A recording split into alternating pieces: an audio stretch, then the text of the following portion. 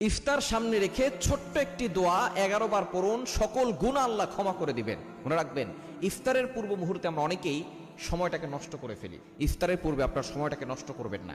এই সময়টা হচ্ছে দোয়া কবুলের সময়। আপনি সারাদিন রোজা রেখেছেন, এই রোজা রাখা অবস্থায় দোয়া করলে আল্লাহ তাআলা দোয়াটা কবুল করে। রোজা রাখা অবস্থায় একেবারে শেষ মুহূর্তে আপনি ইফতারকে সামনে নিয়ে বসেছেন। আপনি চাইলে খেতে পারেন, কিন্তু আপনি খাচ্ছেন না। আপনার গলা তৃষ্ণার্ত অবস্থায় আছে, আপনার পেট ক্ষুধার্ত অবস্থায় আছে, কিন্তু আপনার সামনে ইফতার আছে, বিভিন্ন রকমের আইটেম আছে, ঠান্ডা পানি আছে, শরবত আছে, কয়েক ধরনের খাবার আছে, কিন্তু আপনি কোনো খাবার খাচ্ছেন না।